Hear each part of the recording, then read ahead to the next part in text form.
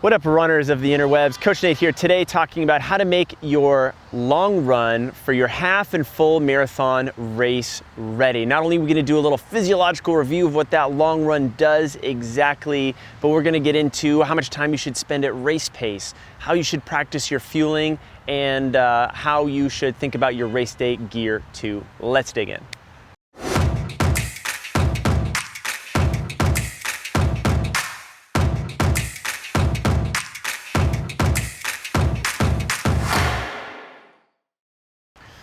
So physiologically, there are a lot of magical things that happen when we do these long runs.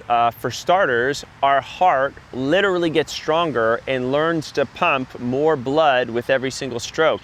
Our lungs learn to basically pump more oxygen as well, and our body becomes more efficient at using that blood and that oxygen by increasing the density of our capillaries and mitochondria. So all of a sudden, we can turn that into greater energy production and use, and for faster running.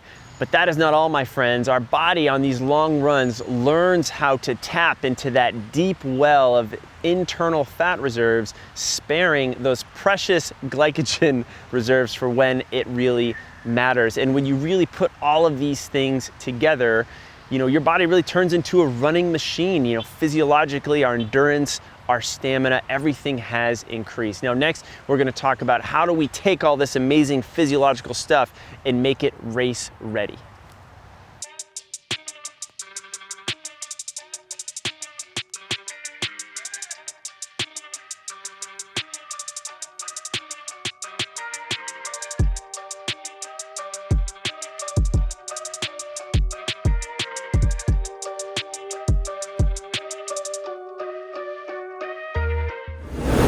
All right, so first things first, let's talk about our race day setup. I've got mine laid out here, and I just want to geek out with you a little bit on just walking through each thing, why I chose what I chose, and what you should consider in setting your race day setup as well. So first of all, let's talk about shorts. Sometimes there's weather, it might not be shorts. You might be wearing full leggings or tights. For me, that's always a temperature thing. If I'm doing any races in the winter or when it's really cold, I'll probably wear that. But really, if it's north of 50 degrees, I'll definitely be in a pair of shorts. I like these medium length. Guys, maybe I'm getting a little older. I don't need to wear those little short split shorts anymore, but know that obviously you can test shorts from different lengths. I also like this pair of shorts because they have a liner in them, and most importantly, they don't chafe when I run. And that's probably the number one thing when you're testing shorts, is just checking the liner and the inseams. If they rub you funky in some weird way, they're no good. You don't want to find that out on race day, which is going to be the recurring theme here of this little portion of the video. So make sure you test. If it works, great. If it doesn't, find something else. In terms of tops, I am a t-shirt guy. Sometimes I like to race in tank tops. Some of you guys are like, oh Nate, how can you run in cotton? Cotton kills. Well, I have always been able to, and it hasn't really bothered me. As a general rule of thumb, it is a good idea to not race in cotton and to wear any type of sweat wicking material. This is like a blend, which I kind of like. I also like that it, represents TRE. I always got to rep when I'm racing. And I find that if I'm doing cooler races, the t-shirt's awesome. If I'm in a place that's really hot and humid, I'm really sweating a lot, pouring a lot of water over me, I'm gonna go for, say, a tank top and something that is going to, wick away that moisture a whole lot more. But again, I'm testing tops to make sure I'm not getting any weird chafing, discomfort, etc. Moving on to socks. I have found that I like to wear different type of socks depending on what I'm going after. So for example, when I was trail racing last year, training for the North Face 50K, I found that I liked a slightly thicker pair of and slightly higher socks. It helped keep my ankles from getting all scratched up on the trails from rocks and gravel and dirt getting in them, and it just felt a little bit better with the shoes I was wearing. For running on the roads and more recently training for half marathon, I opted for a thinner pair of socks, mostly because I'm on the pavement, I'm not getting gravel in my shoes, my feet weren't sliding around as much going up and down terrain, and they just fit better with these shoes. So the shoe and sock relationship is an important one. I found that, as I said, these thinner ones worked well here. I tested them out. That was the deal. With the shoes themselves, just a few things. You can run in your everyday shoes if you want, especially if you're starting off. If you are a more advanced runner, you may find that you have a heavier, more durable pair of trainers, and that when you do your tempo workouts, you might opt for a lighter tempo shoe, and maybe that's the shoe you actually want to run your half or full marathon in. So this is kind of a tempo style, New Balance, a little bit lighter, doesn't have a ton of support, good spring and response to it. So this is the shoe that I opted to run my half marathon in recently. A thing about the mileage for the shoes, don't make the mistake like I did when I was first starting marathoning, where I bought a pair of shoes, I wore them up until the final week, until I finally realized the shoes had no life left in them. And then I was very stressed out breaking a new pair of shoes in like 3 days before my race. So be preemptive. If you're starting with a pair of shoes early in your cycle, wear them, but book a little note or reminder in your calendar, like a month out, to buy a new pair of shoes, start breaking them in. Ideally, you've got like 20 to 40 miles in them before you race. That way, so you get your lacing is dialed, the foot feels good, everything's in its proper place. Hat, I like to wear brims, sometimes sunglasses, but I find this keeps the sweat out of my eyes. A lot of times races are early in the morning. I don't really need sunnies anyway, so this works really well for me. And then finally, am I gonna wear sunscreen? If I am, I wanna test it. I want something that doesn't burn my eyeballs and actually works or doesn't sweat off my skin either. So this is stuff that I've used, again, that I've tested there. So notice, everything I've said, I've tried on my long runs, I've tested it. If it works, I keep it. If it doesn't work, I find something else. That is really my message for you in this. For nutrition and nutrition setup, well, that just deserves its own little clip. So we'll go ahead and talk about nutrition in a second.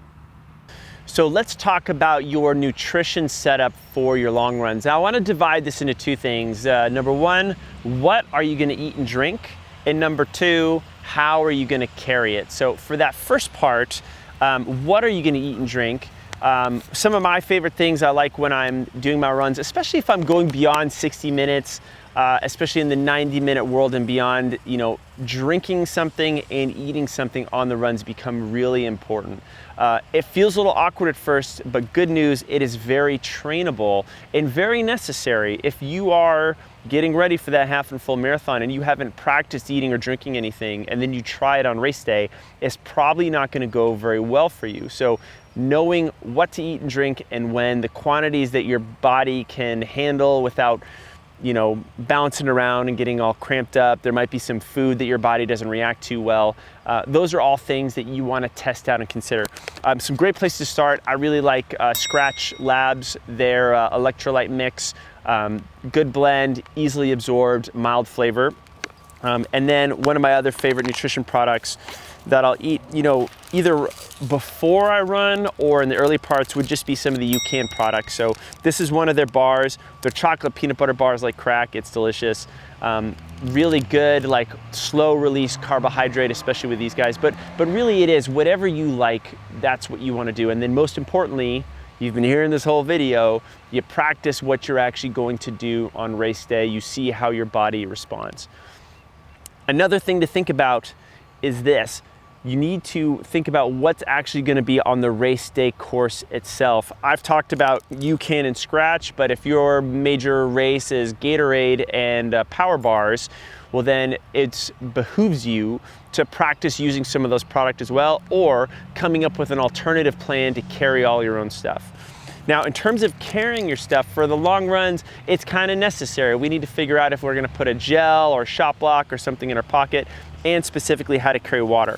I've been digging these belts of late, and this is a belt from Solomon, kind of from the trail world, but I use it a lot road running as well, where I've got a pocket that I could put a little soft flask in here. And this soft flask is great if I'm just running 90 minutes or less. If I'm running longer, I might stop and refill this somewhere or carry an additional flask. And the other thing I could do is I can put my tasty treats in here as well. Shazam. I could even slide my phone in this little front part of the pocket.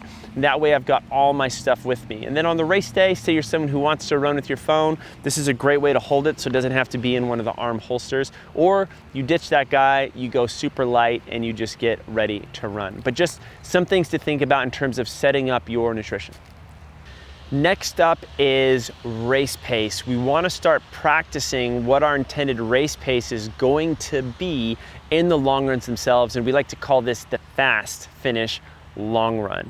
Now, for those of you who are new, you've never really run a half or full marathon before, this is going to be more of a mental focus game. Maybe the pace isn't going to be that different from what you've done before, but the goal is like, okay, the final mile, the final 3 miles, I'm really going to focus and visualize what it's going to be like to be in that race when you're fatigued, you're breathing hard, you still need to be aware of what your body's doing, you're eating, you're drinking, you're pacing, etc.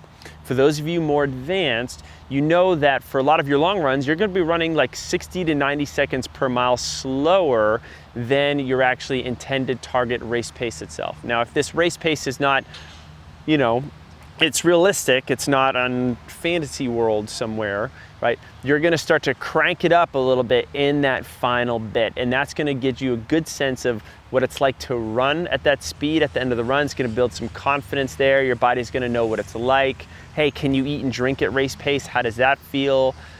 Is my race pace realistic? And then I start to train my body's ability to be patient in those early runs and really push that little extra bit of exertion at the end. This is a real general rule of thumb. You guys can cut this, 6 ways from Sunday on how to split this up. But it's a nice place. Start with the final mile at race pace, work up to the final 3 miles of race pace. That's a good place, especially for the half marathon. If you're doing a full marathon, you could work your way up to the final 5 miles at race pace. Now, all this work we have discussed so far would be for naught if we didn't layer in strong running form as well, specifically teaching ourselves how to run with really good mechanics when it matters most, when we're most tired, we're most fatigued, when we're at the later stages of the race. So here's what we're going to do. In your long runs, every 30 minutes, you are going to incorporate some running drills in. Doesn't have to be for super long. It could be over just a 50 to 100 meter stretch, but these series of running drills are going to wake the body up. It's going to get you a little bit taller. If you're starting to sit in the back seat, you're starting to get into marathon shuffle land, which a lot of us tend to go, doing some drills that get your hamstrings and glutes fired up will be really, really helpful. Personally, one of the things that I like to do every 30 minutes of my long runs is a little lateral shuffle and a little karaoke. And I like to do sideways. I do like 10 lateral shuffle steps one way, 10 lateral steps the other. I go back again, and then I do the same thing for karaoke. 10 karaoke steps one way, 10 karaoke other, boom, and then boom. So I've got 2 main sets of each. And what that does for me, it helps wake up my hips, my glutes, so if they were collapsing, they don't do that anymore. It helps pick my cadence up again, and I really don't slow down that much. I just keep my running going. If I incorporate that stuff in, come the race day, I should be good to go for strong running mechanics. We really are just scratching the surface here in getting you half and full marathon race ready. And if you want to go a little bit deeper, well, you should check out our training club where we have a full program of each to get you race ready with everything you need. All you need to do to get 7 free days, that's right, 7 free day trial, is click the link down below. Of course, if you like this video, let us know, hit that like button. Any comments or questions on what we discussed today, you want to further elaborate on something, you got any fun ideas, any requests for future videos, drop those down below. Subscribe to our channel too, because we're putting out, new videos each and every week just for you. And we want to make sure you see them, you watch them, because that's why we're here. And speaking of, guys, I'm going to keep filming, so I will see you in the next video.